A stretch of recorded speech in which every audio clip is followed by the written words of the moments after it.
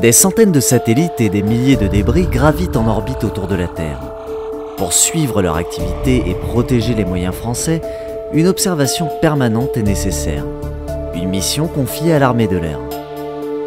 C'est au commandement de la défense aérienne et des opérations aériennes, au cœur de la DSE, la division surveillance de l'espace, que s'affaire un noyau de spécialistes.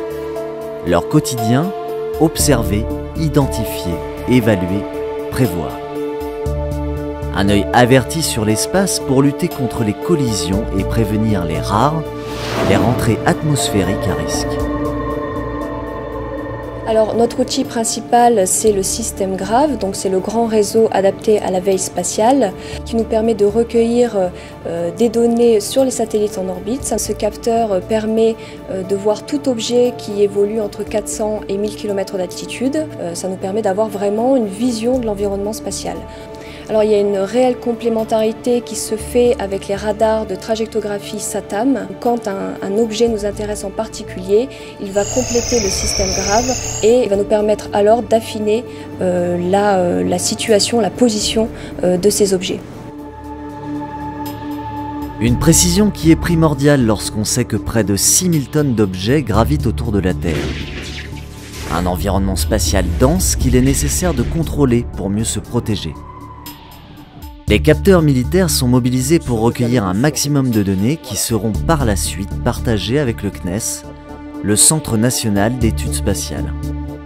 Nos données vont permettre d'affiner leurs mesures et donc dans le cas d'une rentrée atmosphérique à risque, on va pouvoir estimer la zone de retombée si un débris venait à atteindre la Terre, ce qui est extrêmement rare. Notre but c'est de protéger la population, on a vraiment cette mission de protection. Une mission de protection menée de front avec les ingénieurs du CNES.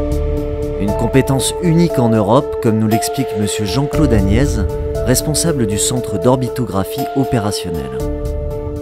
Le GRAV, c'est un moyen français qui nous permet d'être d'une certaine manière autonome dans ces gestions de collision et dans une moindre mesure pour les rentrées atmosphériques. Les moyens militaires, nous les utilisons pour faire des mesures de localisation sur les objets que l'on suit.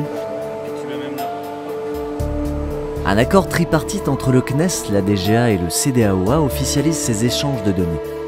Chaque entité dispose en effet de moyens complémentaires qui permettent de parfaire ces analyses. Le CNES, pour faire ses calculs, se base sur des données de localisation qui proviennent du CDAOA ou de la DGA. Une fois qu'ils ont fait ces mesures, ils nous les renvoient. Nous, on fait les calculs d'orbite, on fait les calculs de fenêtres de rentrée et on leur fournit le résultat. Pour compléter cette analyse issue de la détection radar, d'autres moyens d'observation sont à l'étude. Dans un souci de précision, les aviateurs développent des systèmes optiques complémentaires. OCGEAN et SOS RAR font partie des projets innovants portés par l'armée de l'air. Des projets qui optimisent la surveillance de l'environnement spatial.